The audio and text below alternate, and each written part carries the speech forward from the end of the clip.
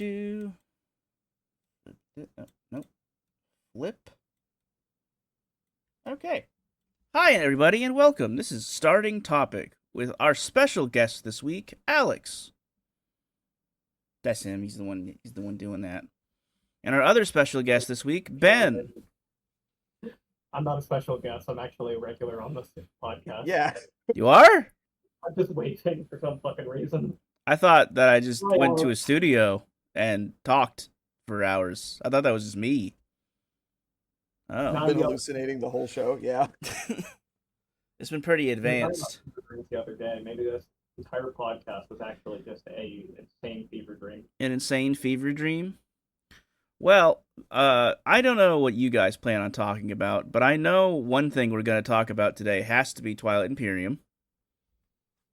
We're, of course, going to talk about Twilight Imperium, because there's news. I've been really talking about Metroid still, and now that Alex is on the podcast, I actually have someone that I can talk to about Metroid. Wow, thank you. I will also talk about Metroid, it seems. But what's our starting topic? Yeah. I assume as the guest, I have the privilege of choosing our starting topic. Good assumption. I did not put any effort at all into thinking about what I wanted to talk about besides Metroid, so yeah, I was really banking on you coming up with something. The more important thing for me is to just take this opportunity to really, ensure my place as the first and foremost fan of this podcast, besting that violin Wicked Eric for the title. If you're listening right now, Eric, and I know you are, it is I who has cultivated the most mold, not you. So let's just lock that shit down forever. But yeah, I guess we can also. I have a starting topic. I'm going to be reviewing every game in UFO 50. So let's see. Mortal, dog shit. Minnie and Max, dog shit. That one with the garden, dog shit. This All shit right, is so easy, Ben. Can we mute him? We can kick him. I should say I am widely renowned as a prolific hater. Some of my more notable hatreds include people quoting Monty Python, the Matrix films, Glitter, Twilight Imperium. It sounds like the thing you hates, your hates match up a lot with just Reddit. Things on Reddit. Yeah. Especially I the think you're calling your opinions a bit basic. Matrix and the Glitter. Those two in particular. Okay, well, the Matrix thing is an interesting story because I showed him the Matrix for the first time. And, at the time, I was thinking it was going to be like, oh man, this movie is great. I remember when I first saw it and it, blew my mind. And then, what was your opinion of it when you saw it, Alex? I seem to recall saying afterwards, if I had never heard anything about this film before, just gone in blind without any preconceptions about it based on its reputation and legacy, I would have called it one of the worst movies I'd ever seen. Yeah, that was basically what he said. Well, that was pretty. I And, throw. Go ahead, Ben. I was gonna just point out, I still have a lot of respect for the Matrix, but when people talk about something aging badly, that is the perfect example because it is so hard to take that movie seriously now. Just today in this year compared to the weird what we consider edgy now compared to what is cool back then. Jesus Christ. Yeah, I throw shade, but I've never actually seen The Matrix. I don't know. I know of it. I've never seen The Oh my Matrix. Oh my god, you have to see it. You would actually Yeah. find it so funny now. It's probably It is pretty funny. it's probably Actually, pretty funny. Here's my much weirder opinion: is I think the first three Matrix films are all of equal quality. Okay, Um, no. the exact they're bad in different ways sometimes, sort of. Like they're each a unique beast, but they're to me they are on the same tier, which is to say, kind of bad. Yeah, oh whatever. Is our starting topic the Matrix then? What was your No, I don't want to talk about the Matrix. I mean, I like hating. Don't get me wrong. I did honestly consider making the starting topic why I don't like Twilight Imperium, since I thought, I could talk about it for a good long while, and you guys had devoted an episode to it before, and you'd even mentioned my feelings about it. But Yeah. ultimately, I figured it's not a topic that's got a fire burning inside me to discuss right now, which is what the starting topic should be. So, I don't know, like if we need to fill in time later, I guess we can circle back to that. But that's not what this episode's about. I mean, So what's it going to be about? I want to tell you both, especially Ryan, since he doesn't know about a game that has infested my brain called the Seven-Part Pact. I have been suffering from an affliction called wizard madness for months now, and I need to infect others with it. And this podcast, I suppose, is my best avenue for uh, getting as many people as possible. the 7-part pact, you said? Yes, PACT, like forming a Yeah, like a deal with someone. warlock. Now, before Yes. we jump into it, I quick want to ask your permission. Are you okay sharing your pseudonym and everything like on here? Is this full promotion for your brand? Or are you, visiting as a, I our mean, friend? okay, let's be clear. We'd be the one getting promotion here. Yeah, I was gonna exactly. say, you guys talk about me on the podcast all the time. You've Yeah, name but I checked. only ever. Yeah, I use your name, but like I don't talk about you as in your career. I try not As a to. what? A guy with a blog? That's the Yeah. most embarrassing thing you could say about me, Okay, dude. okay. I get the picture. So for our listeners' context, Alex is also known in the RPG space as Dwiz, who is a what are you a A mid-tier blogger? blogger. Yeah. You've got some standing in the OSR company. You've published some stuff. Yeah, I I guess that's very modestly. I look Yes. at your accomplishments with quite a bit of pride. Okay, I like think we all you know. do. So yeah, uh, and So you're just know that when part. I open when I give my opinions on RPGs, you're listening to a bona fide luminary of the industry, all right? Kind of. The point here is that this is like a privilege thing, and that you got a lot of access to early information on this RPG, the 7-part pack, from other people in the industry that who Sure. as it was being made, you got to do early playtests with other creators and stuff, You're and so fucking cool, dude. I got the privilege Can of you getting to stop? hear it early as well. So. But I just want to say I've heard bits and pieces about the 7-part pack. I've read the blog post about it. This is a really fucking cool RPG. Here's the thing. My point is a lot different. I've literally heard nothing about this ever besides today. So I want Yeah, you to that's just go ahead and really explain. tell you about it. Right. Should I get started or what? Like, Yeah. we just dive right in? Yes, please. Okay. Again, this is more for Ryan since he doesn't know anything about it, but uh 7-Part Pact is an upcoming game. It's in development by designer Jay Dragon. She's best known for creating Wanderhome and Yazeba's Bed and Breakfast. She's also the head of Possum Creek Games and more recently became the head of game design at Steve Jackson Games, which is the company that makes Munchkin and GURPS and like a million other things. Um, so 7-Part Pact is a strange, ambitious Baroque game that exists like at the intersection of RPGs and LARP and board gaming. It really like blurs the line between these mediums. It has no game master. It instead distributes authority and responsibility between everyone, and I'll talk about that a little bit more later. But it's simultaneously cooperative and competitive. It's so massive in scope that no one participant could ever hope to perceive the whole. Like this is a thing that's just like taken root in my brain, and I need someone else to like experience this. I should preface, especially for the audience, it is not yet finished. Jay currently expects the game to be crowdfunded sometime in 2026.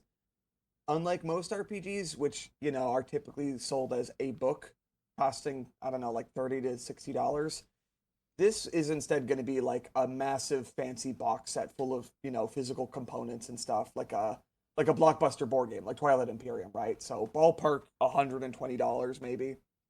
Yeah, I'm reading the description on the itch page.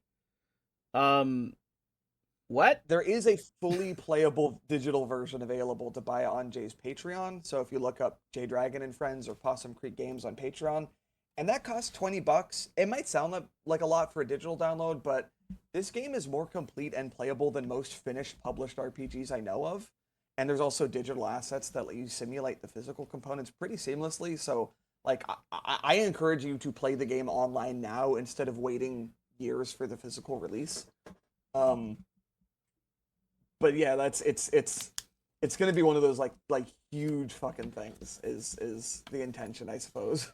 I will make sure that the link to their Patreon and their itch page is in the description of this video. Thank you. Okay, yes. What the fuck is this game? Okay, so the 7-part pact is, I'm gonna describe it as a tabletop RPG for up to 7 players about a group of grand archwizards with phenomenal cosmic powers sharing a sacred relationship to hold together the fabric of reality. Like, you are the most powerful wizards in the whole world, and you have this monumental responsibility, you know?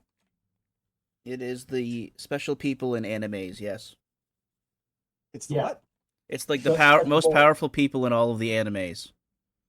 You know, the collection of special boys that are the main characters of the show. No, these are the ones that Well- are not the main characters. These are the ones above the Oh, main okay. characters. Oh yeah, the secret organization that the main characters are going to join. Mm. Yeah. It takes place on an archipelago in the faraway sea in a kingdom called Isha, where once many generations ago the tragedies ravaged the world until 7 wizards came together atop a fallen star and they forged an oath to protect magic and Isha and each other. And you are, you know, the latest in a long line of people who've held each of those 7 offices, as, you know, the responsibility is passed down from one wizard to the next, you know, from master to apprentice. So just to be clear, this is like compared to a lot of RPGs that have a generic setting. This has a baked-in like world built into the system Yes. itself, and that's kind Yeah. of comparable to Twilight Imperium itself, which has its own like world and lore and stuff like that. 'Cause we're gonna And don't talk get me about- wrong, like you'll fill in the blanks, right? Like there's more than enough like blank space for you to sketch out your own version of this setting and everything, but it is like it takes place in a set world, yeah. It's it looked interesting from what I was reading on the itch page. Because the one thing I noted that I thought was really particular and odd, well, actually 2 things, but the first thing was each player possesses their own tome. Oh, yes. So right now there are, I think, 9 texts in the game, like books. There's the core rule book. Yeah. There's the grimoire, which is all of the magic rules and magic spells, and then there's a codex for each of the 7 wizards. And so, like, you get your own rule book in addition to the core rule book that you have to read through on your own. This is Okay. this is now becoming more and more like 40K. I want to like interject because you told me a little bit about that. And that description makes it sound intimidating, but like this is a game you go into without necessarily needing to know any of the rules or most of the rules.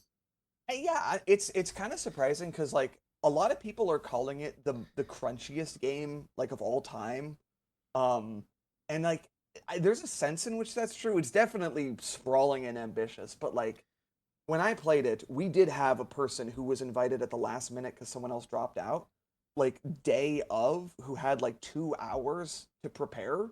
So they went in blind. They did not know any of the rules, and I wouldn't just say they did well, they kind of stole the show. So like if you got players who like you can't get them to read the goddamn rule book, it's not the end of the world. You can still invite them to the 7-part pact. Yeah, that's interesting. The other thing that I noted that I thought was interesting about this this description is there doesn't seem to be a specific DM. In fact, everybody's the DM. Right. You mentioned Yeah, there's both no game master. You share responsibility and authority over the world. Like it's governed by consensus. And that's something that Jay has done in most of her games so far. There's an entire genre of RPGs that just don't have a game master. Fiasco is This the one that I one- always think of. Which one? Fiasco. Fiasco. Yes, Okay. that's a perfect example. This one divides up the authority and responsibilities in a way that's a little more complex. It's not just kumbaya, like, let's all agree on what we think should happen. There's actually a lot of rules that sort of divvy up who gets to do exactly which parts of the game, and also which parts that, like, you have the responsibility of. For example, mechanics are divvied up between everybody, so not every rule system is in the core rulebook. Your codex will also include one of the subsystems in the game. So like there's one player who just has the travel rules in their rulebook, and so only they have to really read that ahead of time, only they have to know how that shit works. And nobody else is to, be burdened with that. One player has the combat rules in their codex, so they're the only one who has to actually know that. And if that subsystem shows up in the game, then that player can just step forward and say, "All right, everybody, step aside. Listen up. I'll take point here." And they kind of take the lead on walking everyone through that little subsystem. It's kind of funny because like when I played, I was the one who was in charge of the combat rules, right? And we had one fight happen, and as soon as violence broke out, I stood up and I said, "All right, everybody, step aside. Let's get into these combat rules. I'm going to give you the 411." And like half the players said, "This game has combat rules? Wait, what?" Like just blissfully unaware that there were even mechanics for it at all because it was in my codex, not theirs. I One thing I love about that, like I've been reflecting on the idea of everyone having their own rule book and stuff. It's just like when you've got downtime at the table and you're just looking through your own like character sheet and stuff like that. It's like you are looking through the rules and just like, okay, I'm learning the combat section because when this comes up, I'm going to be the one doing it. yeah, that's So really cool. it's really just intelligent design. I also like the fact that it's somewhat asymmetric in a sense. Oh, is it ever? Let me tell you all about that, buddy. Yeah. Oh man, you don't even know the half of it. All right, Scratching so the surface. This is a little tiny. I want to sketch out a picture for our listeners of like what the shape of the game looks like because it's very different from D&D. It's not an adventure game. Instead, gameplay takes place on the scale of weeks and months rather than moments or hours. So like in D&D, you're assembling a party of adventurers who embark on a quest together. You might delve into a dungeon and you progress through that like literally room by room. In this, I mean, you're one of 7 grand arch wizards who is responsible for maintaining an entire domain of the cosmos. Each character is like an institution of society. You're undertaking projects of biblical proportions. The kinds of spells you're casting often shape history. So like you take actions that are like, what are you gonna do over the next 4 weeks? You know? Interesting. And like as needed, we will zoom in and play out a scene. That actually is kind of like that moment to moment real time role playing like you're used to when it's appropriate. For example, if I'm gonna go approach your wizard and challenge him to a duel, we're gonna play that out as a scene. But that's not like the default mode of gameplay, like mostly we're talking like really large scale. And to that end, the core thing the whole game revolves around at the center of the table is a physical orrery. Like this is one of the physical components. It's a interactive diagram of the celestial bodies, all the planets in the sun revolving around the earth. And every month of the game you have to advance all of them along their arc in the heavens. And that like changes up the gameplay. Yeah, like you have to consult the stars every month and then you choose like what are you going to do each week of that month as like time is passing on. It's crazy. Yeah, that sounds insane. I don't know if I can even wrap my head around it, to be totally honest. I'm gonna have to try it.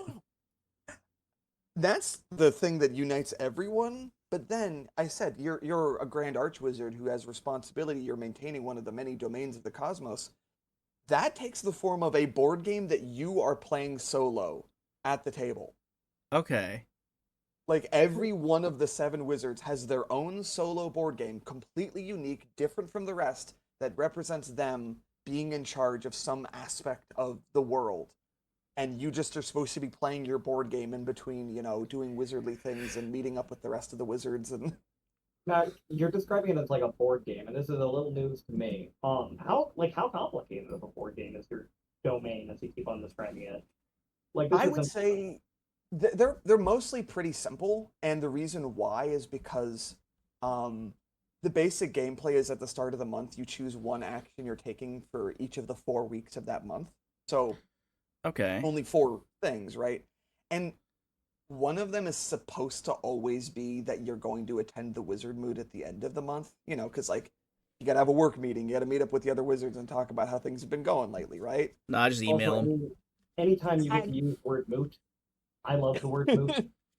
King's moot, wizard's Yeah, moot. I mean, I always show up to the wizard moot because I love love the idea that I'm going to a wizard moot. But there are times players are like, It could have been an email, and then they choose to spend that fourth week doing something else. And the other wizards are like, fuck that guy.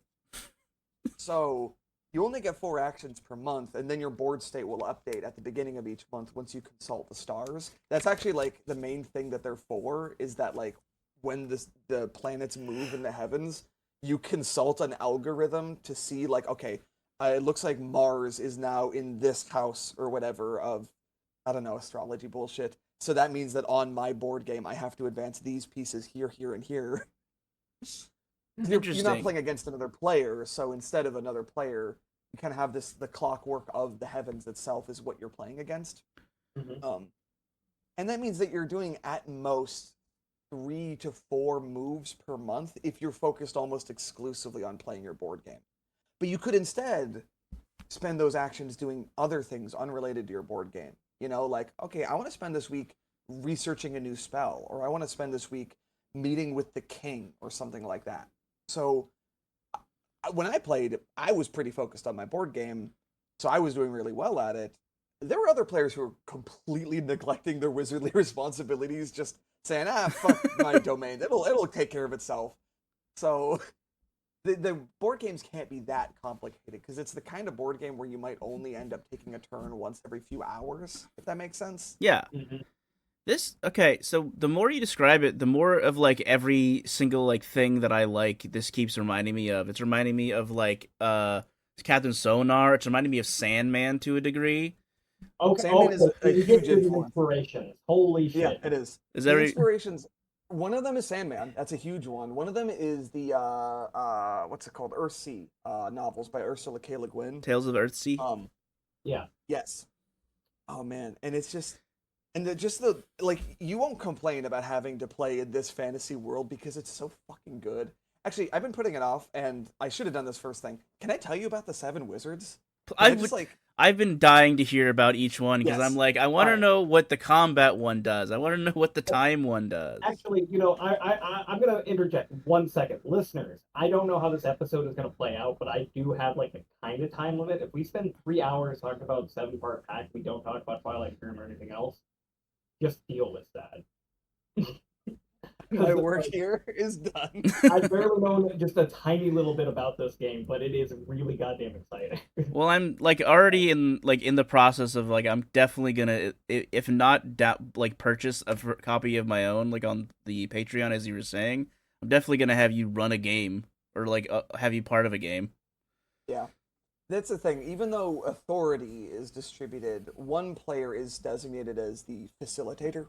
So, like, it's still good to have one person who's kind of taking the lead on, you know, narrating and pointing, you know, at other people to designate them as for the spotlight management and all that, keep the conversation productive. Right.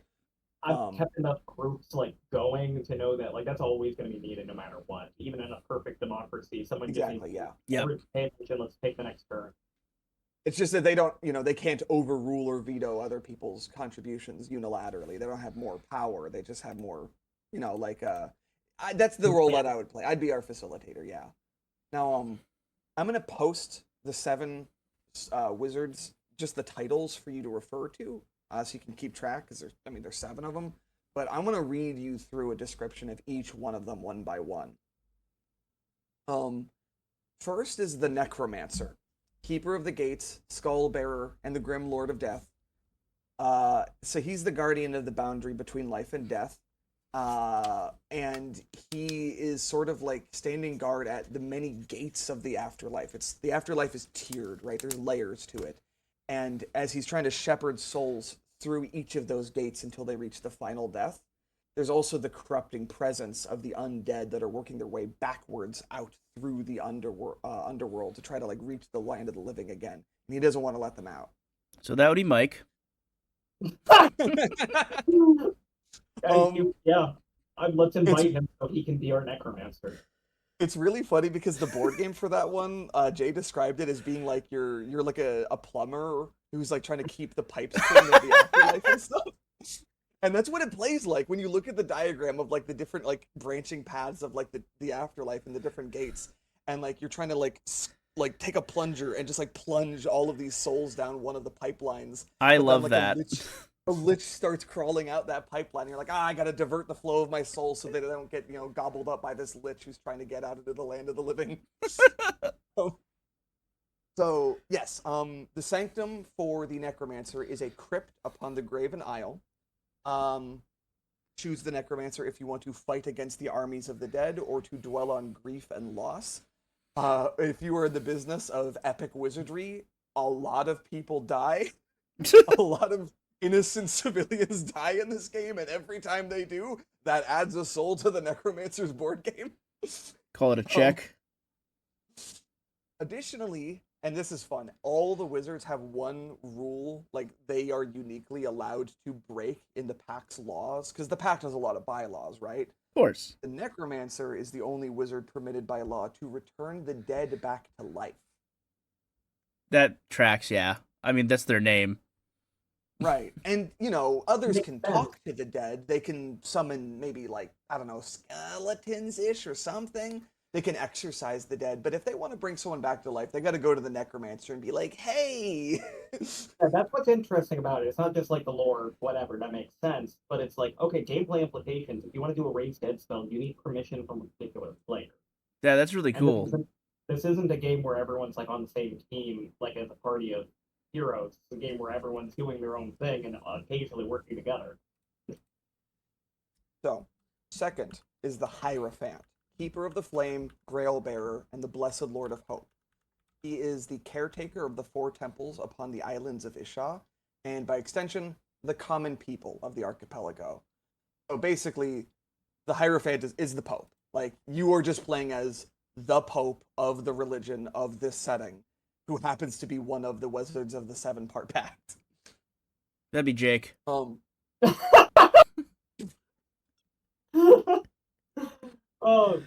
This podcast is just for our friends, so that you can appreciate all of our. They should play this game. Yeah. The Hierophant is like, our Hierophant was really nice. Like they did their best to actually like try and look out for the little guy and make sure that they weren't just getting stomped on all the time. They were the exact Pope that you hope for. But man, if I were playing as the Hierophant, it'd be a fucking nightmare. I'd be the worst like cult leader maniac. I kind of want to be a Hierophant too, from the thick of it. So their sanctum is a temple, as you can imagine.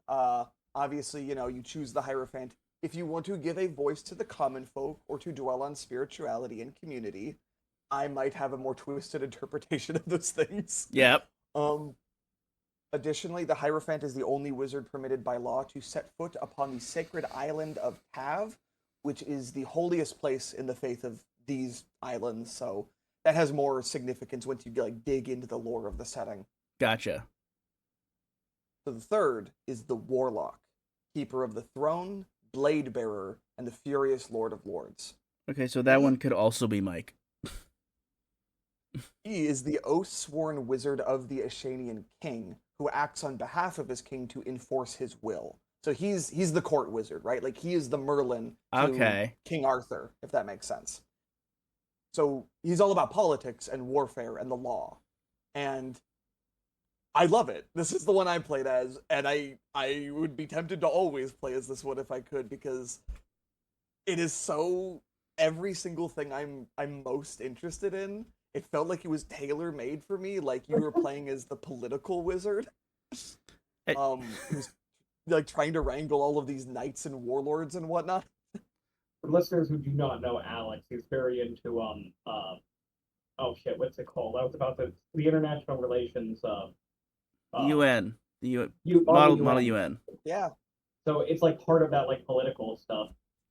Well, their board game is the most complicated board game, but it is Game of Thrones. You're just playing your own private little Game of Thrones melodrama while everyone else is like, off, doing other things. They have no idea that you have like a diagram of the royal court and all the different nobles of the different rival houses who are like having, their affairs with one another and their schemes, and all of them have secrets, and you're trying to like manipulate them back and forth to try to like maintain the balance of power and stuff and eliminate people who are a problem.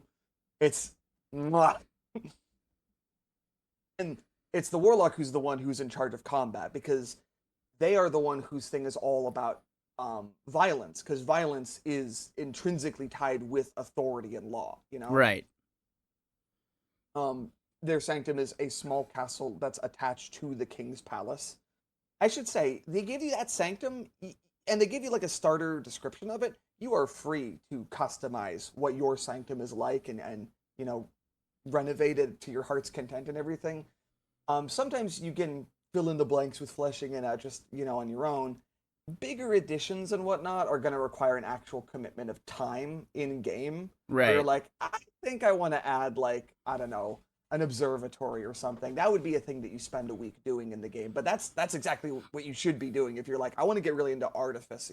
I want to like craft stuff. I gotta make myself a workshop for my sanctum. That's like a long-term project that you can invest in. I like that more than what the my connection would have been, which would be bastions in the new D&D like 5.5 or whatever, which I personally Right. hate because they just Yeah. waste No, time. no big fan here. All they do is just take up time and give you money, and it's like, give me the money, stop taking the time.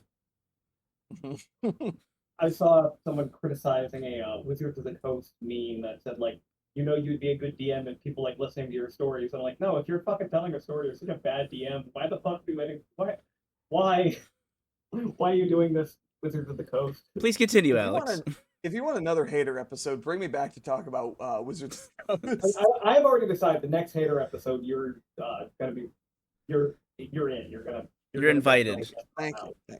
But The next time I'm gonna tell you the about next guest star will be our next hater episode. the Warlock. They have unique rules, right? They have rules they can break. The Warlock is the only wizard permitted to commit violence against a fellow wizard. Oh, Because that's okay. the most important rule of the pact, is that you have 7 super powerful archwizards, and you can imagine their interests would clash with one another constantly. But it is that very conflict or potential for conflict that caused the tragedies to begin with. It's only by their alliance that reality is being held together at all. So the first and most important rule of the pact is no wizard is allowed to kill another wizard. And if you do, then if you commit violence against one wizard, you are considered to have committed it against the whole pact. You are now an enemy of the pact. But what are you supposed to do about a wizard who breaks that rule? Well, we do need to make one exception. We need one guy who is allowed to be the Pact's executioner. And that's what the Warlock is they're the executioner. That's so cool. Now you may wonder, what happens if the Warlock is the problem? Well, the idea is that they never would be, because they're the one who's most committed to upholding the law. That's what the Warlock is. Their whole deal is about the law and about rules and authority. So they would never be the problem, right? Of I mean, course. hey, one of the wizards is basically the Pope. The Pope is supposed to be infallible, so we have to assume so is the Warlock. Exactly. I see no It has to be issues. that way, right? There can never ever be any sort of interesting conflict or developments that comes from players being players. I gotta tell you, I was a good person at a bad Warlock. So when the time came that we discovered the Hierophant had broken one of the Pact's laws and they needed to be killed for it, I refused to do my duty because I was like, that was a good rule to break. Hell yeah. Stick it to the man. So the He is fourth one literally the man. is He is the man. And he's sticking it In to it. so many more senses than you know. we'll get into that in a bit. Foreshadowing is literary technique. Okay, so the fourth one is the Mariner, who is the keeper of the seas, the stave bearer, and the distant lord of beasts. So the Mariner is the friend of the four winds and the dancing seas of, the faraway sea, and they're responsible for guarding the archipelago through storms and all kinds of natural disasters and whatnot. So they're like, I guess, the closest thing to a druid out of any of them. They're the nature-focused one, right? Yeah. They're trying to maintain like a stable ecosystem. It's easy but, to a magical ecosystem. It'd be easy to make the Poseidon connection, but obviously there's more than just that. Well, I was gonna name Yeah. the Poseidon connection, but like you always have like a water themed kind of thing, but often it's very tertiary. Like Aquaman is just Yeah. one of the Justice League members. And 7. But like this is being an archipelago. Like it's so baked into the setting. Exactly. Yeah, because it's an archipelago, nature is mostly water and wind, right? But um they do have a trident, Of so course, like yeah. it's obvious, it's right there. And their sanctum is a sailing ship, which I think is awesome. Yeah, That's pretty dope. unquestionably the best Sanctum. They Because have any the Black Sanctum, Pearl. oh my god, that would be so cool. Like, yeah, just Um fucking pump up the Pirates of the Caribbean shit in there. okay, I'm not so thinking don't get about ahead of yourself because we'll get to that. that. So yes, obviously, you choose the Mariner if you want to manage the ecosystem of a Shah, if you want to dwell on the natural world and how it shapes us. Their board game is the actual map of the archipelago. That's, I think, the only place in the current draft of the game where you find the map. And they have all the different trade routes between the islands, and then hurricanes and storms and other natural disasters will show up and like move around the map, and they're threatening to disrupt the trade routes. So you're gonna have to either redirect the trade routes or redirect the storms. So they're playing Concordia. Kinda. Yeah. Okay, I'm not sure about that. um, So the fifth one is the Faustian, the keeper of the chain, the key bearer, and the doomed lord of hell. Oh, So I'll make the joke. It's another Mike one. I was thinking to say, I think this one might be me. this is what D&D would call a warlock. Obviously, this game uses the word warlock for a different thing, Yeah. but if that helps make the connection, right? This is the one who has a connection to the devil. Because, guess what? The Faustian is the one shouldering the terrible monstrosity at the heart of the pact, literally the devil himself, Hell yeah. who is the source of their magic. Oh. It was them binding the devil which brought an end to the tragedies, and them maintaining their grip on him, loose as it is, because he's a tricksy one, He manages to slip out of his binds every now and then to, sow discord in the world and to offer people, negotiations and then deals and whatnot. But it's the Faustian who's trying to keep him on a leash. And they, in consequence, kind of end up being the most devil-like out of all of the wizards. Their sanctum is a run-down inn within the slums of Scuttleport, which is an island mostly inhabited by pirates and cultists. So, like, just playing the Faustian as Captain Jack Sparrow or something like him is right there, Yeah, that's actually perfect. You're literally Why do Barbosa. Why do the other wizards have like the big fancy domains and they just live in an inn? Well, you gotta imagine that's to them, they prefer the company of scoundrels and thieves and whatnot, and they want to like kind of blend in a little bit more among the common folk. This is their Although I should say our Faustian was a playwright, and they were like a playwright who like got their deal with the devil in order to be the greatest in all the world at this and stuff. Like William Shakespeare kind of a playwright and stuff. But they write vulgar plays. Something that entertains the common people with sex and swearing and stuff. Shakespeare is all about the common people. Exactly. Yeah. So wait, the playwright thing was the player's edition, right? That was their character. I believe it was like, when they're doing character creation and it offers up a bunch of different options for you to pick from here and there and that might have been one of them, but they were the one who really fleshed that out. Because they're like, their main thing is that they're going to be writing these magic plays. And I don't know, it's something about them having a sanctum just out of like a shitty rundown inn is like, it is harmonious with this image of them as being kind of the bad boy who rejects the norms of the rest of the group, if that makes sense. Yeah, no, I love that. Yeah, I'm intrigued by that one. So of course, you choose the fashion if you want to bargain with the devil, and this is really fun, one of their responsibilities is that they have to constantly be creating the consequences and challenges for everyone else to overcome. When in their capacity as 1/7 game master, it is them who is always going to step in at any moment and say, I think this is going to be an unintended consequence of your actions that'll complicate your life going on in the future. Yeah, no, that sounds like me. I briefly got disconnected there. I missed a little bit of what you were saying. I don't know if you heard me at all. Don't worry about it. That always happens. Yeah, it was fine. Alex came through. Okay. Their Their rule is that they are the only wizard who's permitted to summon the devil to him in order to negotiate a deal. The devil might show up on his own, uninvited to other people, but, you can't invite the devil over unless you're the Faustian. Did you say what the Mariner special rule was? Oh, I don't think I did. So theirs is actually that they're the only one who's permitted to depart the archipelago for years at a time, traveling far across the ocean to address distant concerns. And Oh. that, by implication, means they're also the only one who's allowed to miss the wizard moots. The actual operating rule of the wizard moot is that if you miss 3 of them, then the other pack members are supposed to address it. So, we play it fast and loose around here, but the Mariner's the only one who's like always has permission to not be there because they're busy traveling. Yeah. Okay, cool. All right, Um more. yes, okay. So number 6 is the sorcerer, the keeper of the runes, the crown bearer, and the great lord of magic. This is, in a sense, to me at least, the most wizardy wizard. Um, this is the one who cares for the ancient books of magic from ancient days and the arcane archives from which the magic of the Pact is divined.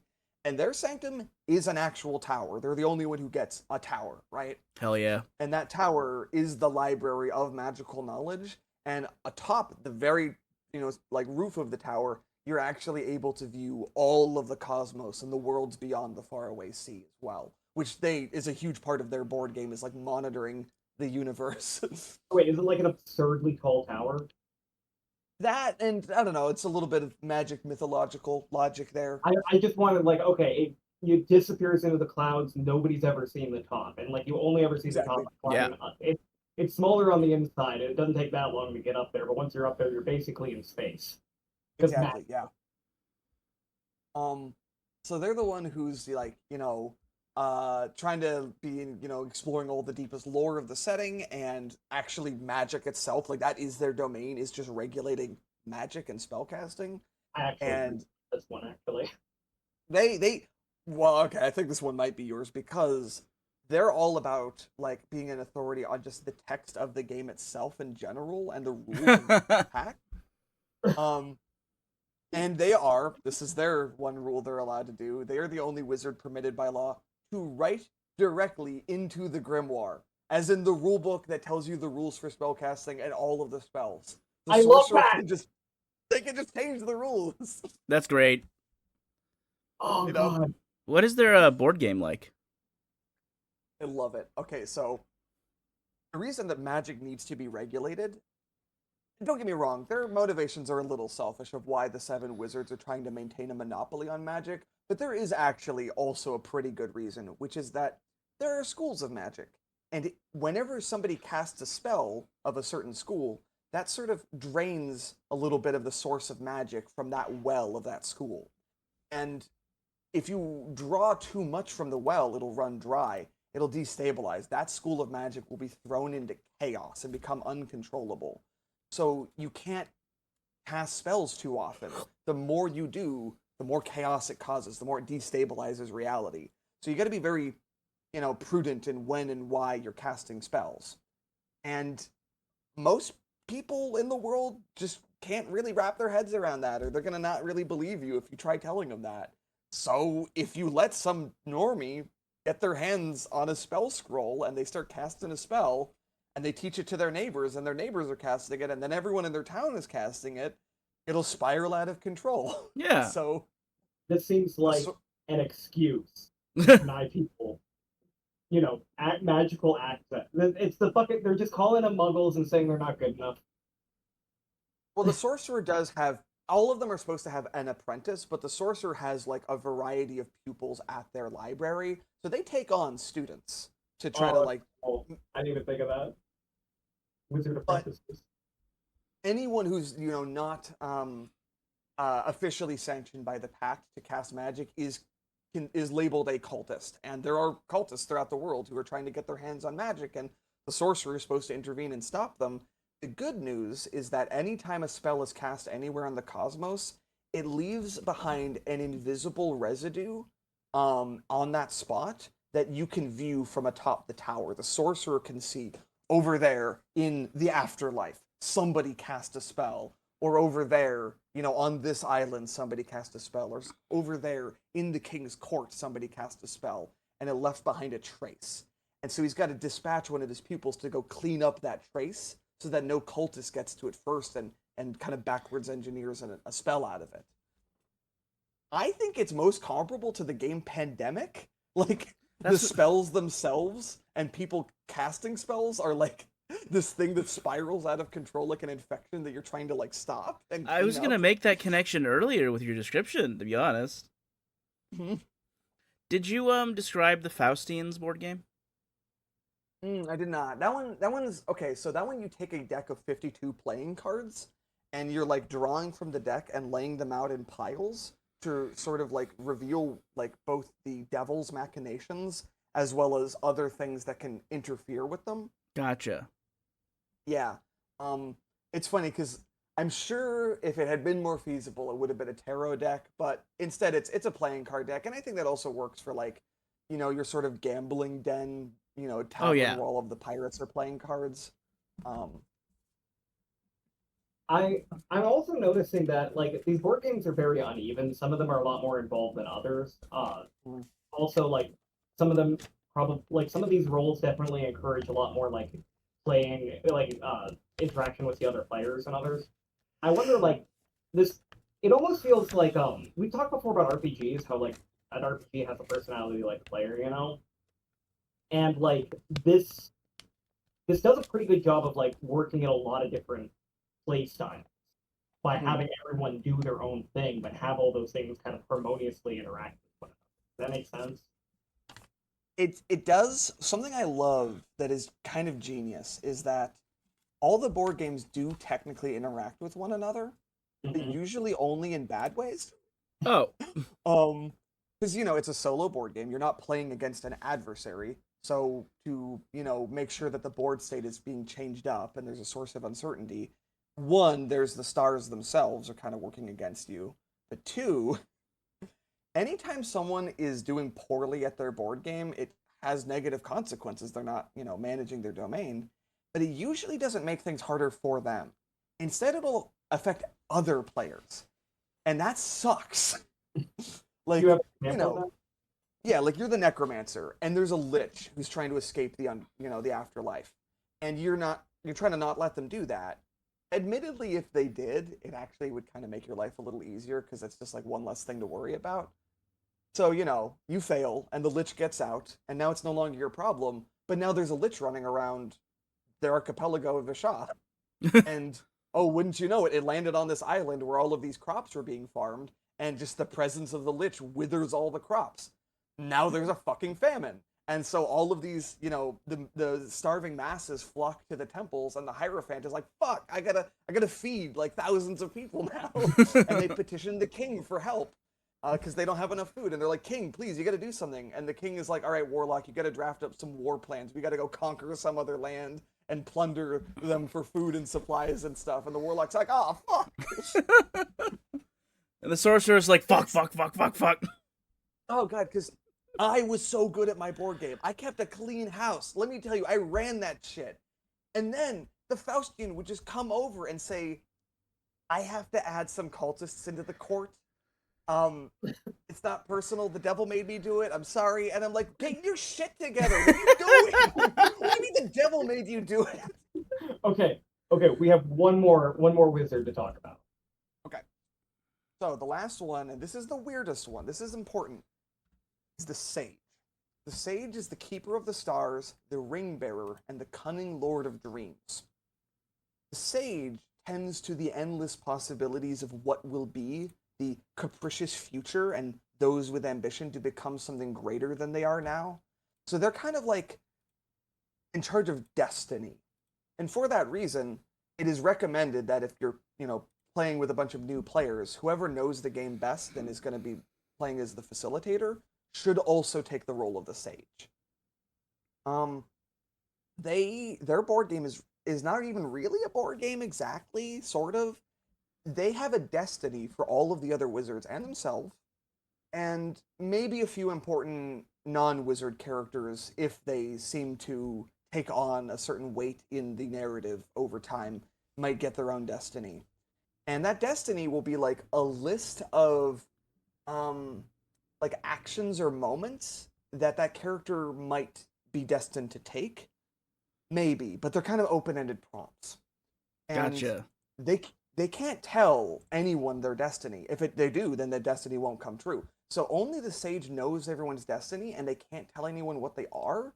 But they're trying to make people fulfill their destinies, and so they're poking and prodding at the way other people are playing the game to try to like push them into doing the actions they're like destined to do, without straight up telling them what to do. If that makes sense.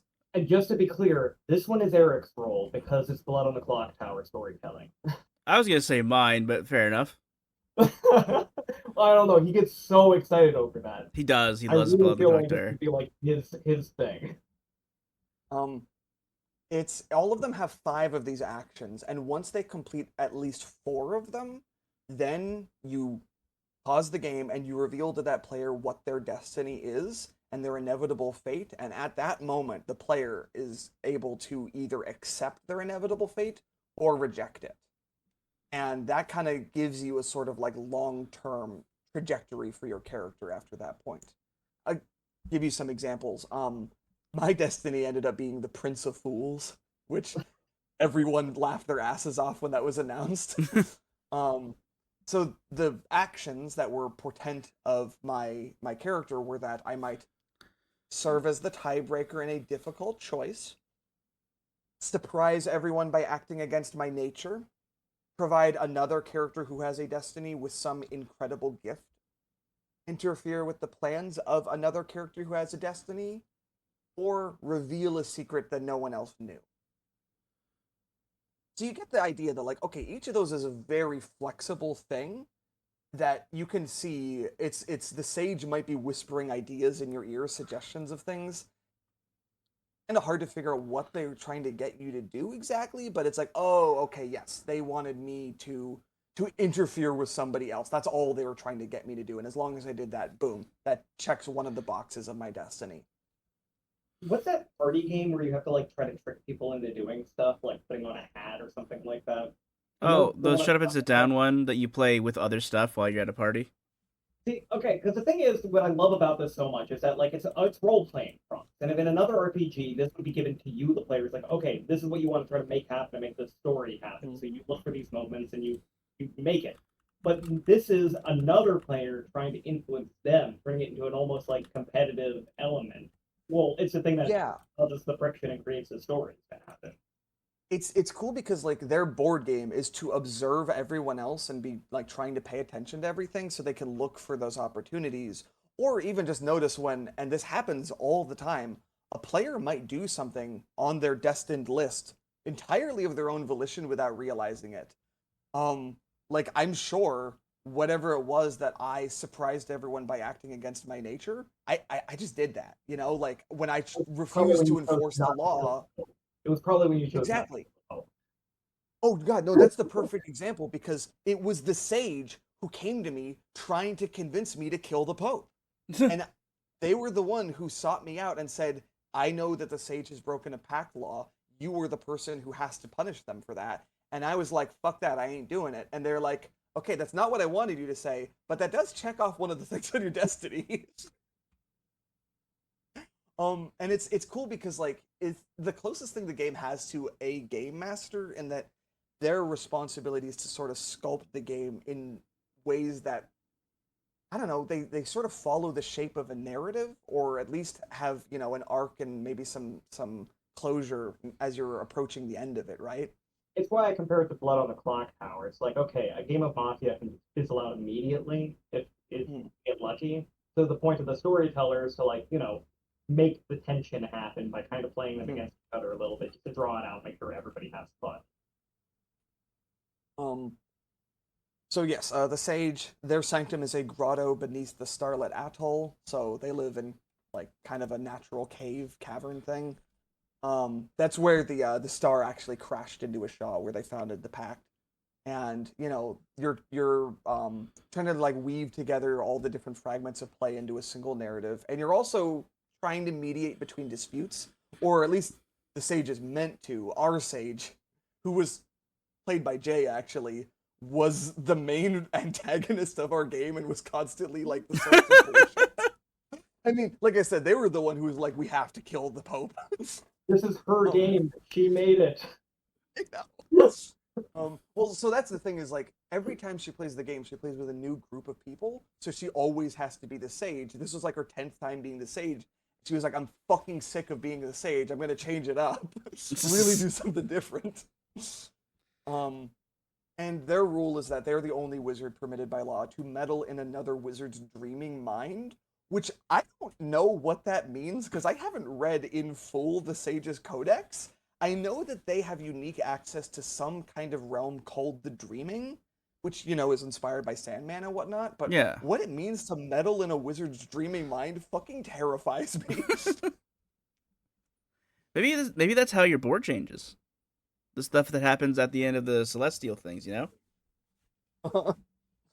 So, that's your 7 right there. I want to ask you now, which wizard would you play? What's your favorite one? Okay. So I thought Faustian initially. Now I'm more leaning towards Sage or the Mariner, which is an odd 2 to pick, but those 2 are the things I'm most interested in. I think I'm definitely a sorcerer. Yeah. Maybe a Hierophant. Or I could play Warlock. I'd probably be decent at Warlock, but I think I can do Warlock, but I think Warlock's my 3rd. I think I like It's funny. more. When I played, we did a little, post game debrief and we talked about it. And one thing we asked everyone was, if you played again, which wizard do you think you'd play as? And like everyone said, Warlock. And I don't know if like I just made it look good. A big part of it was just their board game, even though it's by far the most complex, and Jay's working on streamlining it. It is really fucking interesting because like you got your head absorbed in your I don't know fucking plumbing souls through the afterlife bullshit. But then you look over at the Warlock, and they're playing out literally the House of the Dragons, like their entire fucking ridiculous like soap opera melodrama of all these different nobles, and you're like, I want in on that. Like, what the hell is going on over there? it does sound interesting. I definitely want to try and get a game going now that I've learned about it. So you're probably going to have to learn about the Sage. I was going to say, my answer is I would have to be the Sage the next 10 times I play this game, probably. But other than that, I'd take a swing at the Hierophant, I think. Yeah, let's not have you be the Hierophant. To continue moving this along, just a little more notes on the setting itself, because like I think going through the wizards is a really good way of giving you an idea of like the world as you can imagine it.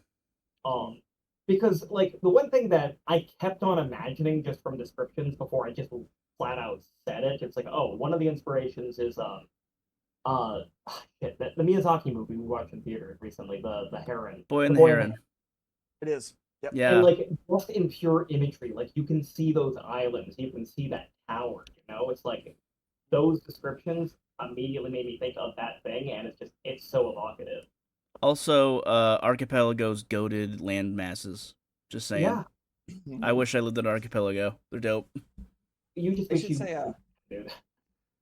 Howl's Moving Castle is another huge influence on the game, and it's really funny that like when you make your character, you choose their age measured in decades, and like as Jay had to add mechanics so that as you are older, you get more and more like sort of wizardly powers, like the ways that magic has mutated you over time. So it's I guess mechanically better to be older. We had one wizard, our sorcerer, had like fucking deer antlers and like giant feathered wings, and like they were like shining rainbow colors coming out of them. I definitely want to be the sorcerer. I just want to be like the oldest fucking wizard who just lives in the tower and never leaves the tower. Your wizard move has to come to my tower because I'm not leaving my fucking tower. Because it's the goddamn tower. The funny reason why, though, is they added the rules for, like, you get more wizardly powers the older you are, because they needed an incentive for more players to play as older wizards, because every goddamn player in every playtest just wanted to be a twink wizard. everyone just wanted to be Howl from Howl's Moving Castle and just play out their little, their twink Yowie, and, like, he said, Old Man Yowie is on the table. Okay. So weird. I got a weird subject shift, but you know it's coming, Alex, and that is about pronouns. Okay, so And a very like interesting thing to anyone who's paying attention to him describing the wizard. there are many rules of the pact, as you've already gathered, and one of them, one of the most important, is that only men can be wizards. And Interesting. at first glance, you might think, oh, is that like only men can cast magic or something? I don't know. I mean, it's a fantasy setting, right? Like, who's to say what the rules of magic might be? Maybe it's a gendered thing. No, no, no. It's only men are allowed to cast magic, and only because the wizards of the pact have said so. Because the kingdom of Isha is extremely patriarchal, Oh, okay. and that's one of the main sources of conflict in this game. A lot of it is about navigating the sort of like tensions of living under extreme patriarchy and constantly experiencing friction with it. And you as a player might reject it, but oftentimes you're positioned such that you kind of have to be one of the people enforcing it, and how uncomfortable that can be, right? For example, all wizards have to be men, and if you find out that any wizard secretly wasn't a man this whole time, or is recently not a man, or whatever, then you're supposed to kill them, Oh, like That the was definitely Hierophant. I the love the I Hierophant woman. I love that this is like created a divide in your own head. You have to Mm-hmm. consider these actually legitimately. It's not like kind of pretending or focusing on it for no reason. It's something you have to think about and actually think This consider. this is a funny thing because like Jay, her most famous game is Wander Home, which is usually described as a very cozy game. It's a pastoral. You're playing as like little animal pilgrims on a journey and stuff, and it's very meditative and social. And this sort of like soft games like that, they usually file off the rough edges and points of that you'd find in D&D and stuff. And Jay had just said after so many years of that, she's like, I'm fucking tired of like games that sort of try to like sweep away all the ugly bits of the real world that we want to escape from. And don't get me wrong, there's nothing wrong with that, playing games to escape from the parts of reality that make us most depressed. But she's like, as a transgender woman, I really want to make a game all about experiencing trans misogyny, and I really want to force my friends into having to be the ones who reinforce trans misogyny so they feel horribly guilty in the process. This is a big interesting part. Like obviously it's something I care about. I don't think everyone who plays this is going to. I think the natural result is that it forces you to think about this kind of stuff. Yeah. It's quite the natural thing of the game. You might want to go in playing as the like if you play as the warlock, for instance, you can be the biggest shitter of all time and just be Oh the yeah. worst man. That's why I was Control. a bad warlock, because it was one of my responsibilities was supposed to be that I had the most authority in trying to reinforce toxic masculinity on everyone at all times. Even when my character's not in the scene, I, as a game master, am supposed to be constantly interjecting and saying to you, "Are you backing down? Is that something like a pussy would do?" I think you should actually tell us about the session you played because you told me about it already, Mhm. and it was hilarious. Yeah, it's we okay. So Jay was going to be doing a big demo of it at a game convention in the UK, and was going to need the actual physical components. So she mocked up, a sort of like shoddy version of them, and was like, before I do that, because that's going to be a big multi-day game with Quins from Shut Up and Sit Down and everything, I should better do a shorter in-person game with some other people using the physical components first, just to like see if they work. And that's what I got invited to. Lucky me. Um, and it was scheduled to be an 8-hour game, which is a lot, right? Yeah. We're, And we're going to talk about Twilight Imperium, so Yeah. ample time for breaks and everything. But it ended up being a 12-hour game, Oh. oh, and it was so good. And like then, I had like an hour and a half drive each way of like a road trip to get there because it was in Baltimore.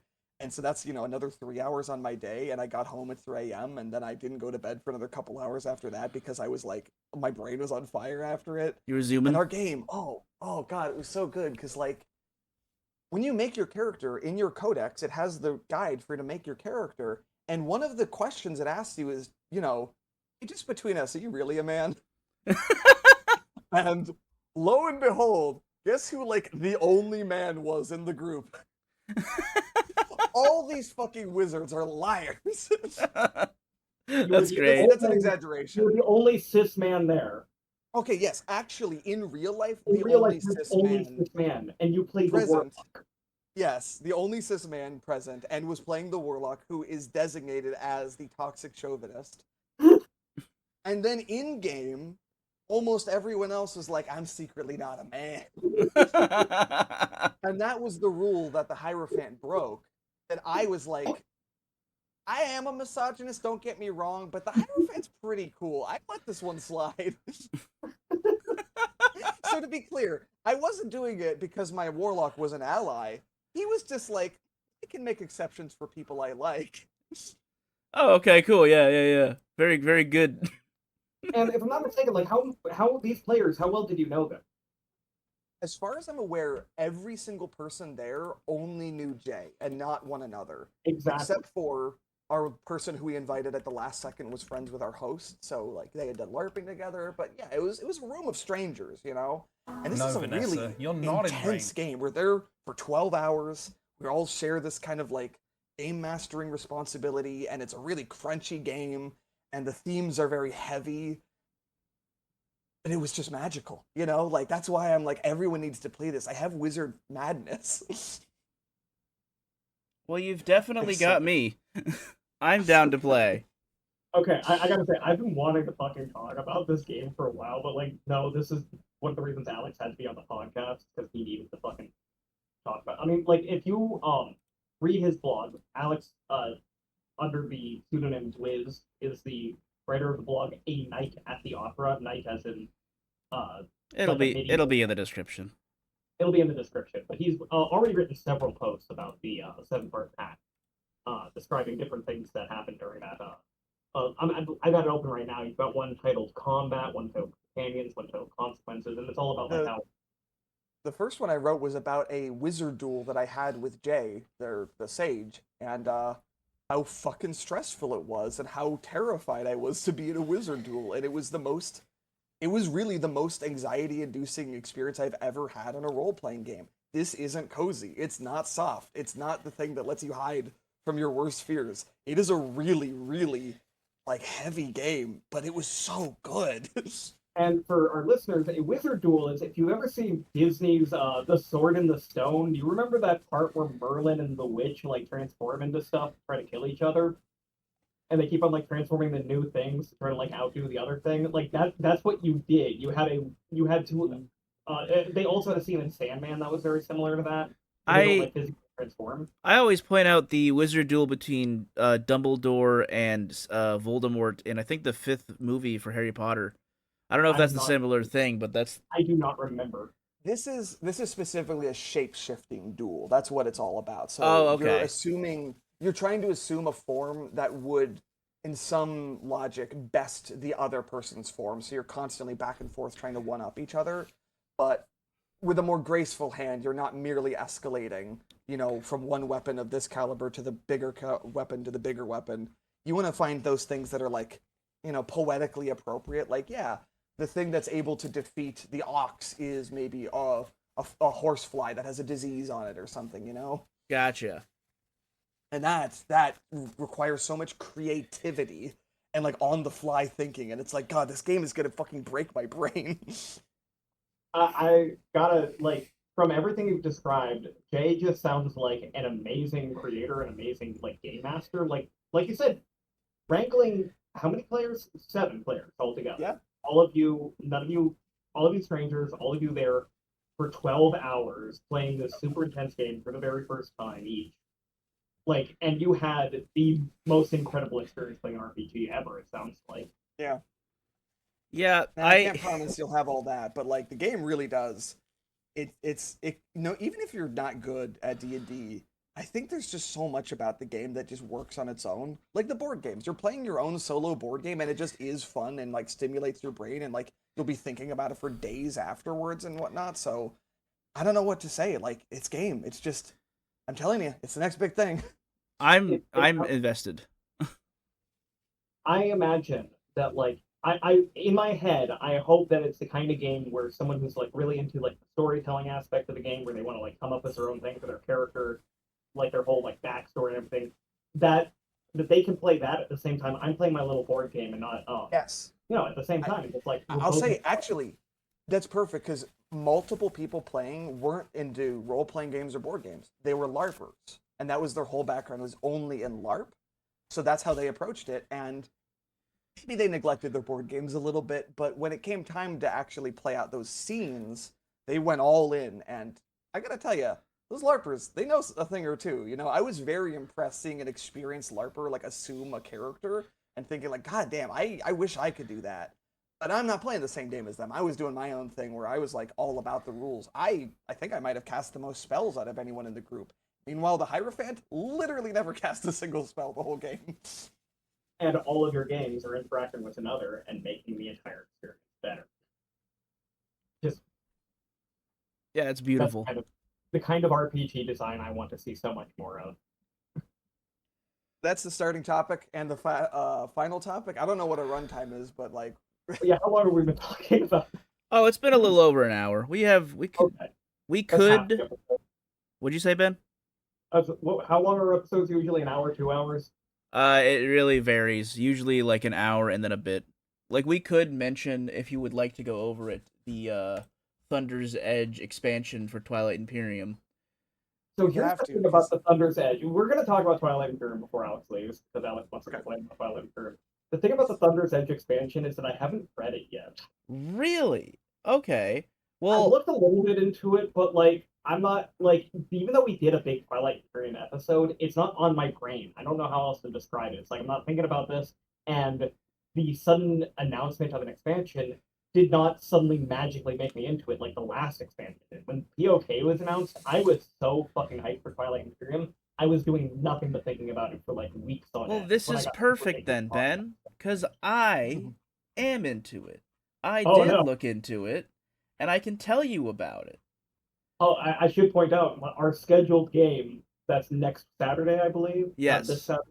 Um, so I confirmed I'm definitely gonna have it off for that. So we're gonna be playing Twilight Imperium. Wait, That no, like that'll probably get right in my brain. it is this Saturday in the sense that it's on the Saturday following today. All right, all right, all right. Anyway, Okay, so Tell us about what's Thunder's Edge. what's going on in Thunder's Edge? The thing that like I'm not gonna say that I'm most interested in, but the thing that I'm extremely excited for is the fact that they are adding in all of the codex cards that we complained about in the last episode that we talked about this.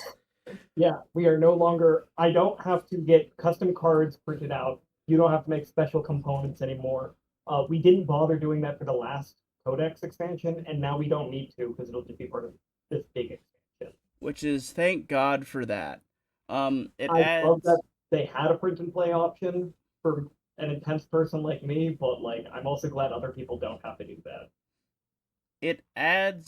five new factions. They haven't gone through every single one of them like publicly yet. The one that they have like let you know about is the Last Bastion. Their whole thing is defense. That's their thing. They're really good at defending. Um it also adds an entire like new planet, like a new side planet thing that's you have to play along with the game called the New Frontier. It's really odd. You have to like it's like part of exploration. So it's I think you have to like choose actively choose to do. I think it's one of your actions. And Okay. you the more you do it, whoever does it the most, whoever ends up at the end of the game having the most of their tokens on this planet gets the planet. Or not at the end of the game, whatever it gets full. And you have to do Okay. stuff to obtain it. I'm going to have to find a more thorough description of that because I don't know what any of that means. Yeah, I mean, there's just Is it like the Thunder's Edge planet itself you're talking about, like the mechanic to that planet? yeah, Okay, I'm looking. So I've got the Fantasy Flight announcement page up here, and it's showing the Thunder's Edge is a specific legendary planet. yep. And that's what the expansion is named after. And the mechanics are built around the story moment around this. Yep. Okay. Yeah, and you will put in your, I think when you achieve certain things, you will put in your chip there. You also get new powers. Every single faction will get like an ability based around putting your chip on this planet. Okay. What those This is go ahead. I was gonna say, like, this seems very specific. Specific to what? Like, well, okay, so Twilight Imperium is a giant, expansive kind of space opera role playing board game. Like, it covers kind of everything. Like, if you want to be the guy who just goes around conquering planets, and you can just play your game doing nothing but conquering planets. If you want to be the person who focuses entirely on like politics, you can do that. This is like a particular like scenario where everyone's vying for like this one special planet in part of their ongoing story, and that seems a little weird, especially compared to the last expansion, which was the general. Okay, we are just expanding everything even wider. You know. Well, I haven't gone through the rest of it, but yeah. Sorry. Um, so whenever you claim one of the slices on this planet, you get your breakthrough. The breakthroughs are going to be like another action you can do that's based around your science stuff, and it includes a science swap. So you know how there's like green and red and blue and yellow sciences? The different colors of the tech tree that Yeah, yeah, determine. yeah. And you know there's planets that have them as well. Yeah. This will let you swap two of your planet types to a different one. So the Arboric, for example, is red and green. So if you have 5 red planets and you need you need the green right now for your next tech, you can swap them using this card. Okay, so it adds more flexibility for certain factions, and I'm guessing it's going to be asymmetric, so they can use it for balancing purposes. Yeah, each one has different swaps, and additionally to that, the Arborec, which is the one that they have, has an ability that says exhaust this card to remove a command token from a system that contains one or more of your infantry and return it to your reinforcements. Then place one infantry in that system. Oh, So and they can just move guys around freely. yeah, they're just letting That's you not move shit around like much more. okay. Cool. They're also adding a whole new set of planet types, which is going to have more wormhole abilities. It would seem. Pretty excited about that. It adds a neutral faction, Oh, you mean like what's the other big space game we play? Eclipse. Eclipse. Yeah. Okay, so they're going to be gray What do you ships mean? from random planets, What'd you say, Huh? Alex? What do you mean a neutral faction? What does that mean? Faction. like a literally like neutral ships instead of having so that you can do combat against AI opponent almost. Oh, Yeah, like a non-player faction. A yeah. non-player faction. That's a good way of putting it. It's literally adding the A better branching way. away from the main Mechatol. You can go away from Mechatol now, go to another planet outside the system that you're in, and on that system, and in that system will be enemy planets or enemy ships you have to fight. Oh boy. Okay. Five new factions. I did not think they were gonna add another faction to this fucking game. Plus, obviously, the Kellers, which you're getting Oh your yeah. full So stuff. Polaris was number 25 because there were 17 in the base game. They added enough to bring it up to 24, which they made a big deal about because 24 is the nice number that divides into a bunch of different things for like player counts and stuff. Yeah. Yeah. Also, And the then they just inverse of decided to say 42. fuck you and then added another one, and that's Polaris. And Polaris was that like awkward, like it's actually 3 different factions in one kind of thing. And now they're adding 5 more, so now there's going to be fucking 30 factions to choose from. It's actually a little bit more crazy than you're thinking initially. We don't know exactly how this is going to be working, but in addition to that, they're also adding in like a Twilight's Fall mode they call it, where each player plays as a match at king and they build a custom Okay, faction. I saw that specific. I didn't know about the custom factions. Whoa, hold on. Yep. I saw the Mahawk King thing before, and that I know is like, okay, that's a special scenario play. We are almost never going to do that because we're going to prefer to play a regular game of Twilight Imperium. We might do that like Well, we one don't time. know. We don't know how it's going to Well, turn it's out. really cool if you get to build your own faction. I do love these Power Ranger colored Mahawk Yeah, and sorcerers. they all have different like facets from different popular factions like Necro and Arborec. Yeah, this dude looks like a Nurgle, like a Warhammer 40k Nurgle guy. There'll be stuff on the screen. Don't worry. All right. Well, uh, you're gonna say. There's also galaxy events, which I'm not so sure about. They are optional, notably, but they are an event you can add at the beginning of the game that sort of changes the rest of the game permanently to add more flair and flavor to the whole experience.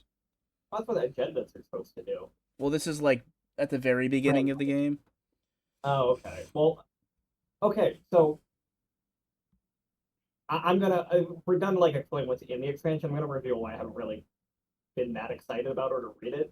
Is like I've kind of been hoping for them to just come out with a new edition of Twilight Imperium that smooths shit out a bit, Yeah, and they are just adding a ton more on top of it. And what's more is like a lot of these features seem to be to add variety, and that's a weird choice because like small board games, you want lots of variety because you play it a bunch of times. You want like when we play Spicy was like the custom cards, you know. Twilight Imperium is fucking massive. I'm not going to remember an experience that's like, okay, well, this is a more combat focused game. We have a combat incentivized scenario versus a more trade focused game. We have a trade focused scenario. It's like, no, I want to do combat because I'm playing as combat guys or do trade doing trade guys. Otherwise, this game is so fucking big. We do not need to make it. Every game is going to be hugely varied, you know? well, the other thing I noted about this expansion is that it feels the whole thing feels way more optional than the last one. And Like that's what I mean. It's like last time around, we basically had to use Prophecy of Kings. You can't really like remove it from the original game anymore. It's just kind of part of it. This one though, yeah, it feels like you can just put bits and pieces in and out if you want. Like they probably intend for you to use the Thunder's Edge expansion expedition site, but you could just not probably and be fine. Like I don't know how integral breakthroughs are going to be, but like I doubt you need them to be honest. You could just use the new factions. Alex, I'm setting you up to segue into this because you want to share your opinion on Twilight Imperium in I general, but mean, also I want to share that I've never played with any of the expansions, and for you to just casually drop in there, like, yeah, the game's really not playable without the Legacy of Kings. I'm like, and I don't even know what this fucking game is anymore. Well, when I say not playable, I mean more so like now that it's already integrated into my game, I can't yeah. So separate it now. the last expansion had lots and lots of different things that it added, and usually when a board game expansion comes out, they've got like lots of stuff. They're modular. You can add this Yeah. part if you like it. You can add that part if you like it. But Prophecy of Kings is baked in so that all of those things kind of interact with each other. So you have to include them wholesale. Like you can't just add in the Nazroka faction if you don't also add in exploration because they're built around exploration. But if you also add in exploration, that means you also have to add in relics and relic trading and artifacts. And then if you're adding in artifacts, it's like there's so many like little interacting things, and you'd be missing stuff if you didn't use the whole setup. And again, that's how I prefer it. Like I don't want small variety between games. This is a massive fucking game where every game is a giant epic like experience that's completely different. Why add a little thing that changes stuff, you know? That's gonna be different from the last time you played. To make things different from the last time you played. Like I don't know It's what you mean. always different from the last time I played though. Alex, tell us about why you hate Twilight Imperium and it's your least favorite game. I'll spoil it because he had a bad first experience, but whatever. That's, I would disagree with that very strongly. I don't know what I you're know talking you're about. going to, but I wanted to get it out first before you started to. I did not have a bad first experience. You mean when he fucking won? Yeah. So No, what you're saying, Ben, is that you had a bad first experience. the first experience was when we first got the game, and we got the game rules wrong, and we did command tokens wrong, and you had a huge advantage of playing as human with shitloads of command tokens. And you just kind of summed up as like, okay, well, we got this wrong because this game is too complicated. And I'm like, no, it's Okay, just the yes. first play. So, okay. I'll say why I don't really like Twilight Imperium. I'm gonna temper Ryan's description. In futility, obviously, but okay, yeah. So I've only played 4 times, and I did win every single one. The first one doesn't count because we were all learning and we got the rules wrong. Yeah, Yeah, way you so, got like, wrong. wrong. Right. 3 for 3, right?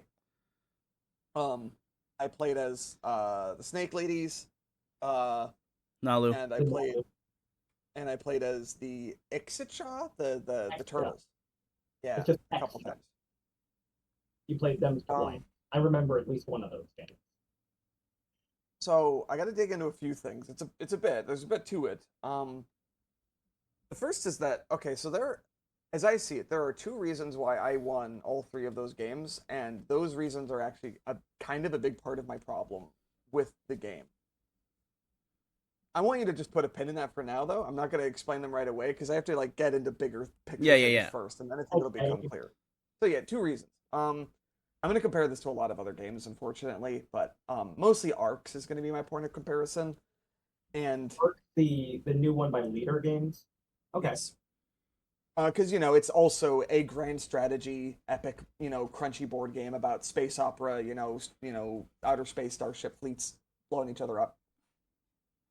Um, a vital frame I apply to all games is different games are about the different kinds of thinking they involve you in, right? Like whether you like a game or dislike it, the explanation always lies in well, how did it make you think or what does it make you think about? Um, and I don't like any of the things that I'm thinking about or the ways I'm being asked to think when I'm playing Twilight Imperium almost ever. For starters, it's a big crunchy game, and that's just not my thing. I like simple games. I like party games, but I don't know. I mean, I have exceptions. I like Twilight Struggle, not to be confused. Just also a different crunchy game. Totally different thing, but yeah. Totally Yeah. different thing. Bizarrely similar name. For TI specifically, I also dislike nearly every constituent piece. Because, like, to me, the game is less than the sum of its parts, but I want to be clear, I also really dislike most of the parts. Ben, calm down. Dude. Ben, calm down. Oh, Here's, you're breaking my let's talk heart. about this. Okay, my favorite part of the game is the politics. Yeah. Right? I love that part. I think that part's awesome and fun, and that's one of those things where, like, I'm now being asked to think in a way that I find thrilling and fun and interesting, right? That's what is it like when somebody finally reaches Mechatol Rex in the center of the universe? That now reopens the Galactic Assembly, and so at the end of every round of the game, everybody assembles together, the representatives of each of the major civilizations, and you have to have a debate about which legislation you should pass. And suddenly you're playing this political negotiation game, and I love that. It's like a social deduction game, kind of. It's borrowing from like what do you call it? Secret Hitler, kind of scratches that Model UN itch. I love that shit. At least when And someone is actively working against other players, but that's Yeah. true. And it's just a really small part of the game. And in my experience, it was always kind of inconsequential, mostly because like a lot of times pieces of legislation just don't get passed. Yeah. And it's and that's fine if there's a small piece of the game I like, provided that there's lots of small pieces I like. And no, I just when you look at all those other subsystems that you engage in, I dislike almost all of them. And I haven't played those expansions. Who knows? Maybe there's some treasure hiding in them that I haven't gotten to dig up yet. But in the base game, I don't like the tech tree. I don't like trade. I don't like building stuff, and I don't like combat. That's fair. On I'm probably the most neutral of the three of us on this. I'm okay with you not liking Twilight Imperium. I don't think it's a game for everybody. And then on top of you not liking those systems already, we also add on, oh, by the way, this takes 12 hours. Yeah. Oh well.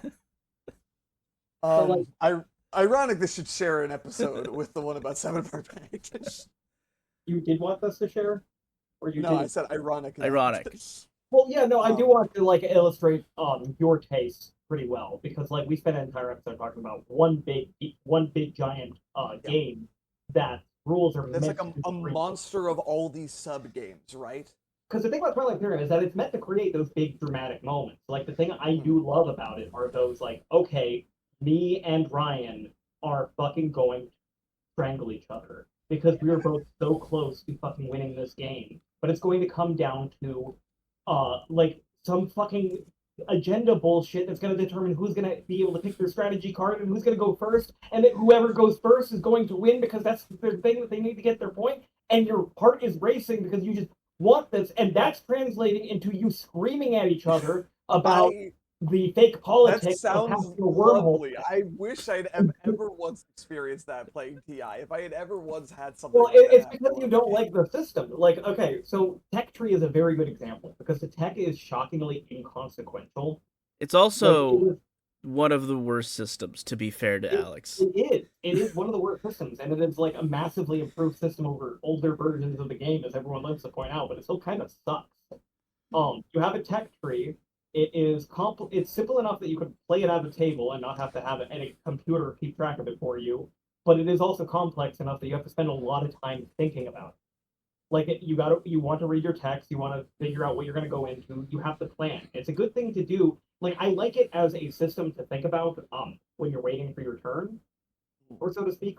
And thinking about tech builds is a fun thing to do in between games, like going into in the next game. between Like games. I know That's Mike a key thing for Santa me. loves this kind of stuff. You know, Yeah. he just adores like thinking about these kinds of things and the Different games are concept. about the different ways of thinking they involve you, and that's a thing that I don't like doing. My big problem with Twilight Imperium is like you can spend a lot of time thinking about it, but like then it turns out that you get to the level 4 tech and it really doesn't do that much for most of the game because your strategy didn't work out the way you wanted to or Or whatever. the points just don't roll the way that you just built yourself. All of a sudden, you need to do something Mhm. totally different. Yeah, so Okay, like that so doesn't matter to me because like I don't care. I'm focused on whatever ended up happening in the game. I didn't actually get that mad because my plans got ruined because my tech tree didn't work out. Like that would ruin Mike's game. It wouldn't ruin mine. Does that make any sense? yes, okay. I mean, there's the better example of sitting there. Mm-hmm. It's combat, and Yeah. I want to talk about I combat because I it actively is like combat. it's often the punching bag of TI. I do think Mm-hmm. that I have some critiques that go a little step beyond what you might typically hear. Okay, so hear me out. Um, on a surface level, I do dislike combat for the same reasons as everyone else. It is swingy. It is risk-like. It's bullshit, right? You just Yep. grab a pile of dice and you pray to the gods that you don't get screwed over. You don't really make any decisions during it, and even if you vastly outnumber your opponent, there's still a good chance you got fucked somehow anyway through no fault of your own, and I just don't find that fun. It's also just like And not needed most of the time. and I want to contrast that with arcs, right? Because arcs is a very similar thing. You're going to have these big battles between fleets of starships, and you're going to roll dice. I But want to oh, time you out know it's to explain to our listeners a little differences between the systems. So right. in Well, Twilight Imperium, Alex is gonna. oh, you're gonna. I'm gonna yeah. Then don't worry, Okay. I'll spare them the too much detail. But Or the usually point I gotta is, jump in to interrupt Tigger so I can explain something that he's gonna assume they already know. That's fair. all I want to point it out as one major difference leading into a second is that arcs you have different types of dice, three different types, and each of them has different effects and probabilities. And all of a sudden now you get to make a choice during combat. How many dice you throw of each type on each round of the fight is enough. That's just enough for me to stimulate my problem solving and risk reward calculating brain stuff that I have fun. And like even though there is chance involved, you have a surprising amount of control over the outcome if you're careful in which dice you choose. In my first game, I got a strong enough handle on the combat that I could pretty much always guarantee whichever outcome I wanted in each battle. Of course, that requires calibrating your expectations realistically. Like you go into the battle saying, "I need to wipe out, just two of their ships. I don't need to take all of them, the whole fleet. I just need to kill two of them. And as long as I've done that, I've accomplished what I came here to do." But the point is that like I felt like I could do that in arcs, and I could make these informed tactical decisions, whereas like in TI I never could. But again, that was just the surface level. Everyone already says like, "Oh, it's such shallow combat." I want to zoom out and actually interrogate that a little. The claim that you don't make combat decisions in TI isn't actually true. Maybe you don't make a lot of decisions during the fight, but you do make meaningful decisions long beforehand, right? Oh Like yeah. I Yeah. was I was gonna bring that up. Arcs has more granularity in its dice mechanics, but TI has more granularity in the units themselves. In Arcs, a ship is a ship is a ship, but in TI, oh, you got all these different types of ships, and they each have their own strengths and weaknesses. So when you construct your ships, you've got to make those decisions. And in a sense, mastering combat in TI is really all about mastering fleet composition, right? I Yeah. wanted to say a big part of it is like I spend a lot of time between games thinking about weight compositions and dice I costs. hate that. I hate that. And like So I'm like, okay, all game, because in Twilight Imperium you have like a handful of big fights. You as a singular player will probably have one massive fleet battle near the end of the game that's going to determine your fate when everything comes down to it. At least that's how our games always seem to play out. And in that case, it's like, okay, I spent the entire game going hard in on dreadnoughts. Now here's a moment of truth. Was dreadnoughts the right choice? Was getting upgraded destroyer 2's the right choice? By going heavy carriers with lots and lots of fighters the right choice? Maybe it was if my opponent was Jake, but this time it was Ryan again. So that's perfect. Ben, you said everything I wanted you to say because I know. I want to point out like different types of thinking. I usually prefer a game you can kind of learn on your first play, not a thing that takes homework. I don't know. Recently, you were telling me about how you have this hole that like you want to fill in your life of a game that you can invest in even outside of when you're playing it. That like is a thing that I've said I've had that feeling in the past before. Yes. Okay. Yes. And TI has the potential for that, but I'm like, well, that's what I got D&D for. Yeah. I don't like thinking about the fleet composition, especially like I've played, in those 3 games and they were so far apart that like I didn't retain any knowledge about the ship types between them. So like if I'm ever going to get good at that, it's just going to require that I really spend my free time reading about it and like I don't know, I don't want to do that. This is a perfect place for me to interject. As the guy who's won the most in all of the 3 of us in this game, I don't think about any of that shit in the between. I don't think about the tech trees. That's another thing is that like when you make the decisions of your fleet composition, you have access to less info at that moment when you're making the decision than you would in say arcs. Like you choose the dice you're rolling right when you're gonna roll them. In TI, you gotta make your fleet. Who knows how long before that actual fight is gonna be? You can't anticipate them perfectly. Ben gets a thrill out of that. For him, it's the moment of truth. Did I build my fleet right? It's been hours since then, and now we're gonna find out. I'm like, I feel fucking powerless. That is inevitable because I get analysis paralysis. So I would much rather see the consequences of choices that I made way back when and just be excited over that than be stuck in the, how many orange dice do I gotta choose? Okay, but as I was saying, it's good. Yes. We didn't. I wanted to explain the actual combat mechanics real quick. Twilight Imperium uses a bunch of different ships and D10s for everything, with all the ships having different combat things.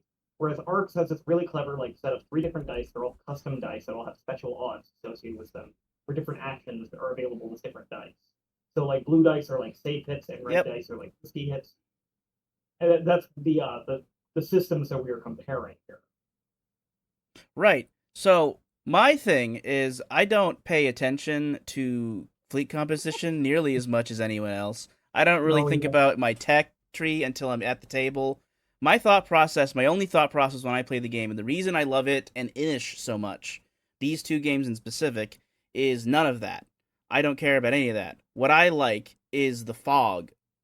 And this is a thing, I think I talked about it on one or both of those episodes, but the thing that I like is not so much building my fleets and getting them ready. I need to build the fleets to make the game work. I need to get the fleets where I want them to get so that I can get the points I need to win. What I like about these games is I like putting myself in a position where the fog clears and I realize the path to victory. That is the most important factor to me. The other stuff, I don't need to think about what's going on in between rounds, because ultimately, what difference does it make if I have the best fleet or if I have the worst fleet? As long as I have a fleet that's good enough to do what I needed to do.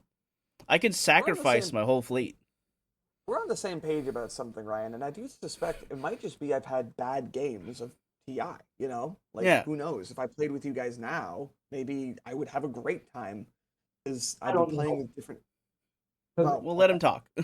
He's played, I've seen it, like, the game is that I love Twilight Imperium so much that I have sat out of games for other people to play so that I could help them play it. Like, I would be an administrator of this giant board game that is not supposed to have an administrator, and just help everyone else play.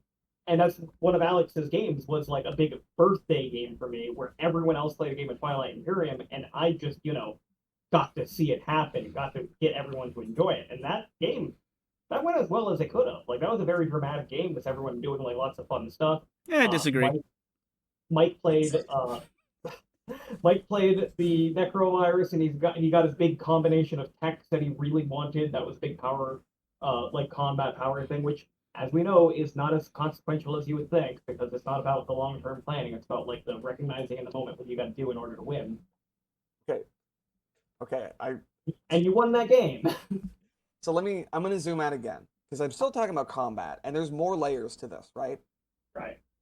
Maybe the real decisions that actually matter regarding combat happen long before fleet composition. It's about diplomacy. Whether you even get into a fight at all, that's based on the decisions you're making in the whole rest of the game, right? TI gets good once you realize it's actually a game about foreign policy. Yeah, it is. That's why Pact is the best at it. The combat is so fucking punishing, it kind of ruins that aspect for me, though. And here's what I mean. At least in the games I played, what I saw was, if you get into a war with another player and you lose that war, you're gonna lose the game. But if you win the war, you're also gonna lose the game. Because being in a war at all is such a costly investment that everyone else will outpace you. In my experience, to make a comparison, not to Arcs, but to Scythe. Ooh, it's Come so much like on. combat in Scythe. Because like in Scythe, I played Scythe once, but I played with the expansion, so we had like a whole big ass 7-player game that was like an all-day thing. And that's a game where at the end you get ranked all the players in order, top to bottom. And after playing for like I don't know what it was, like 8 fucking hours with 7 people, and we have the ranking of who got first, second, third, and so on. It corresponded 1-to-1 with the number of battles the players had been in the whole game at all. And I don't know that Twilight Imperium is that predictable, but it's a similar thing, right? Where like the payoff for winning a battle is fucking almost never worth the risks. So really, you're like, okay, so just don't get any new wars, right? Don't be fooled how crunchy the combat is. It's in a sense, it's really not meant to be used. It's a deterrent, right? That's what your fleets are there for. It's kind of like what they say about combat in the OSR in old school role playing games. Combat is a fail state, That's and how Ryan plays it. It's Ryan, true. do you want to Yeah. interject? So, my favorite faction, which I don't play nearly enough, is the I can't remember the name of them. Empyrean. Say again. The Empyrean. Empyrean. EPYR. Empyrean. Yeah. The Empyrean. They're the space bats. Their whole thing. They're a new faction you haven't experienced, Alex. Their whole thing is that they're really good at negotiation, and they can just let people go through you. So in They are Twilight the Imperium, most difficult faction. Like they are this is more exactly that's what I hope for. in the game, you normally when you put your ships on a space, nobody else can enter that space to get through you. They have to attack you. This is the one faction. Besides, I think there's a certain there's an upgrade you can get where you can go through factions or a tech upgrade. do, but it doesn't let other people pass Yeah, through yeah, you yeah. on their turn. But the Imperium can just be like, yeah, no, go through, go attack them. That, I'm fine with it. that sounds phenomenal. I would play them immediately because, all right, the first reason I've won every game I've played is that I've never been in a war in TI. And I don't credit that to any brilliant strategy on my part. I think it's luck. I was simply lucky enough to not be targeted by anyone else. Because I've watched other people get attacked unprovoked, and I've seen it kind of ruin their fucking game. Like our friend Alex G. He just decides he has it out for you, and he'll never ever let go of a grudge. Yep. And when someone decides they want a war with you and there's no talking them out of it, that now means you are simply not going to win this game again entirely through no fault of your own, and it sucks. It's like being assigned Austria in diplomacy. Except diplomacy is a pretty simple game, whereas TI is this huge investment of time and mental energy. Hearing that they made a faction that just gives you the tools to be able to negotiate for peace better is exactly what I want to hear. Because that's the thing I'm terrified of, is like, I don't want to be embroiled in a war that I have no way out of. The thing is, like, we played enough games, so I guess maybe you might have a better experience. But we played enough games where like wars are not a thing. We have a lot of petty disputes and a lot of like little tiny like ship exchanges because Mike plays Necro all the time. That's gonna be inevitable. But like, there's no longer war. There are massive fleet battles at the end of the game.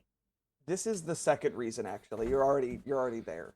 I always walk into it currently. Okay, I know that like if you are well experienced at this game, you know better, but like in all the games I played, almost everyone was doing their first ever game. Yeah. So they didn't know better, and most of them wanted to try the combat, right? Like, I chose the faction that starts with a war sun. You better believe I'm going to use it. And so, they don't know how to play the game right. And I know that would be different if I played with you all now, but like, I don't know, if I tried introducing this to a new group of people, how many games would it take for them to fucking learn this shit? That's um, It depends. Like, if you play with someone like our friend Mike, he is going to pick it up right away. He's going to become it's obsessed with it, and he's going to love it. You play it's with it's Alex. not it's not just about combat though. That's one example, but I know. the reason is in the games I played, I was one of the only players who was actually trying to win. yes, that is a common problem. You Yeah. win by scoring objectives, and yet time and again, I've seen other players just not very focused on that. They're investing in that tech tree, or they're building up to a war sun, or they're expanding their territory, or they're trying to wipe out another player, or whatever. I'm hyper focused on achieving objectives as fast as possible. And for each one, you kind of only need to dip your toes into each of those little pieces of the game. I've never been in a full blown war, but I've had a battle here and there just to score a quick objective, and then I run the fuck away. But like, I haven't seen other players really doing that. They don't understand it. They think that you got to pick a thing and just put your whole pussy into it. But like, versatility really is the name of the game. In my understanding, by the end game, you should be scoring at least 2 objectives like every round. And the only other player I'm up against who knows to do that is Ryan, but I don't have to worry about him either because he's currently being attacked by Alex G, so it's fine. Yeah. Yeah, so I want to go in. That is a supremely common problem, especially with certain friends of ours, like Jake, for example, who's one of my favorite people. He loves making a giant fleet and just attacking stuff. Yeah. I mean, he's like a no. Okay, you first, and then I have a bunch of things to say. Okay, but one point I wanted to make is that since we've all kind of learned the game more now, everyone's kind of mellowed out, and we also found new people to play who have already played before us, which was fun. The game that we're having this Saturday, which is probably sadly going to be a 5-player game by the looks of it, everyone has played this game multiple times now, like more than twice. Everybody has a pretty good idea on what to do.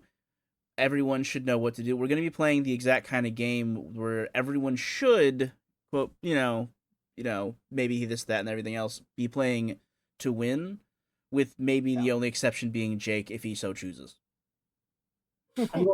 I will play devil's advocate though, because we were just talking about Seven Park Pact and how one of its biggest advantages is how well it plays for new players despite its complexity. Yeah. And like for Imperium, we're defending it by saying it's like, well, it's gonna be good. All of us have experience. We've all played this massive game several times. And that's a weakness of the game that it's hard to get into and it's hard to get invested in. I wanted to say though is that on one hand, like we have had a problem with not everyone wanting to try to win. Like usually it's me, Ryan, and Mike that are trying to win really hard. Yeah. Jake always seems like he has more of a plan than he does. I learned that the hard way. Yes. I remember a particular Mentat game where he scared the crap out of me. I'm like, okay, I need to do this, so I gotta go fuck with Jake for a bit. And like his reaction made me think that I had completely fucked his entire game's plan, that he was going to fucking destroy me. That my entire game was ruined because I picked the wrong player. And it turns out that he was just bluffing. He just wanted to be an asshole to me because I picked him.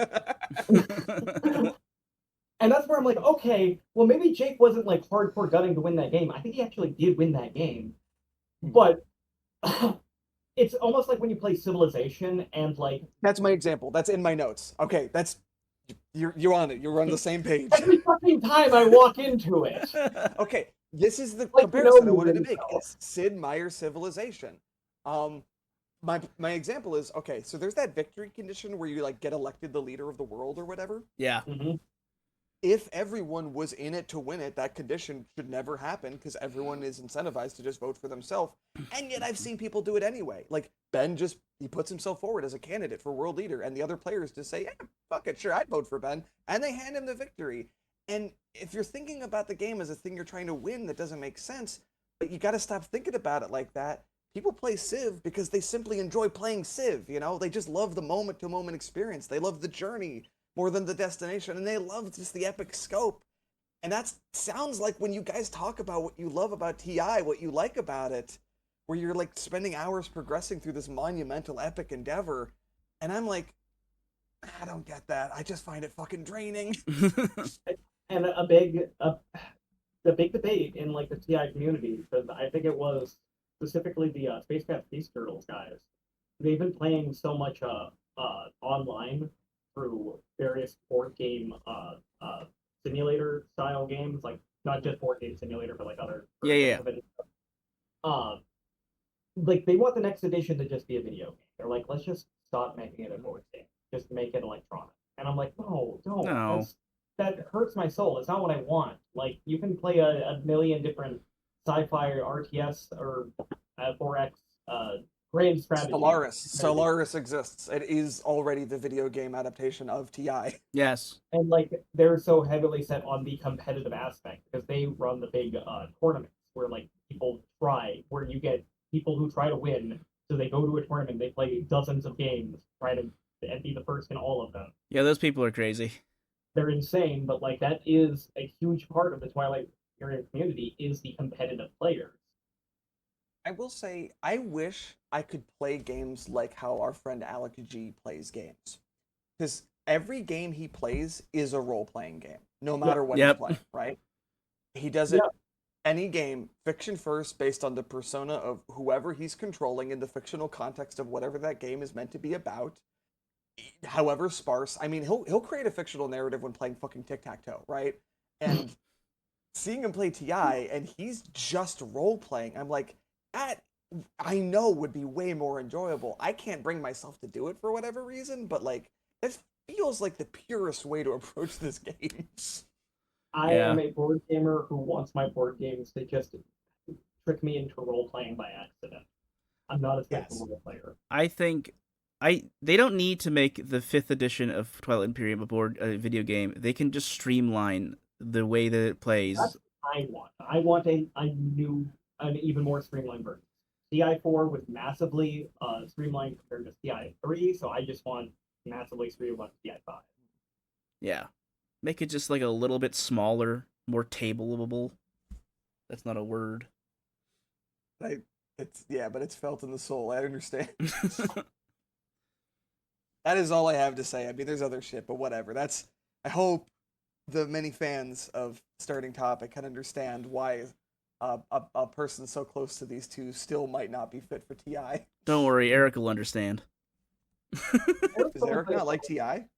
You only play like a couple of games. Yeah, he's only played like twice. Actually, I think. He's playing this upcoming one, right? Yes, he is. Okay, thank God. Yeah. It's me, you, Jake. Wait, no, he isn't. Is he? Oh, crap. I don't remember. If I ever play again, I'm going to get my ass kicked. I know that. It sucks. Oh, no, he is playing it. It's me, you, Mike, Jake, Austin. It's not Austin. Austin couldn't come. It doesn't matter. We do not need to go over this on the podcast. You're right. That was bad content. But it's okay. This is the end anyway. I give you the bad content stickers. We gotta end it anyway. We're already a little bit over. It's fine. I'm so sorry that whole thing was just me talking about two things. Do you think So Ben's already warbly. It's actually really good that you were talking most of that. So it's fine. I'm happy to have you. I'm glad that you're going to be on the next hater episode where we talk about stuff we hate. That's going to be exciting. It's not going to be the next episode. It's going to be the one after next. If you want, I didn't want it to be the one after. I was going to wait a few weeks, but we can do whatever you want. I unfortunately had way too much fun with the hater episode. Fair enough. So much to talk about shit that I hate. It'd be a hater podcast. That's the only thing is I don't want to be a hater podcast. I just want to hate. Oh. Well, Alex, it was lovely having you. Go ahead and promote your stuff to Eric. My stuff is that I will hoard the mold for myself. And also your blog. Yes, I have a blog where I babble about tabletop role-playing games. It's called anighthattheopera.blogspot.com. There you can find really, really, really long blog posts. Whether or not they have any nutritional value is dubious. They're not all long. That's true. I do have a whole category on the blog that's just called mercifully short. There's this. I want to shout out the giant 3-part economics one that people did not appreciate. I didn't appreciate. Wound up having to go back to it years later. Reading it in sections because it's so long and it's about fucking economics. But it's really interesting when you finish it.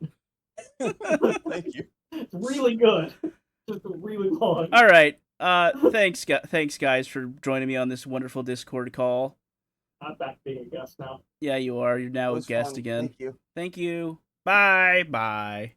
Oh, we gotta do our shout outs. We're on Spotify and stuff. Like, comment, and subscribe. Like, comment, subscribe. We're on Spotify. Smash that motherfucking bell. Smash that bell. I don't know if people say that anymore. Share the video. Put this on when your parents are not are at home, and then you just throw it on. You like the Rickrolling thing where you secretly hide a link to it in something that people aren't expecting? So make it a prank. This should be a prank show. Yeah. Where, people only ever listen to it without their consent, And they get really interested because we're very interesting people. Yeah, that's how you gotta hook them. You're never gonna be able to pitch this thing on its own merits. You gotta trick them into listening to it, and they're like, "Wow, this really grows on you." It's almost like. All right, I'm ending the thing now. This is where the edit stops.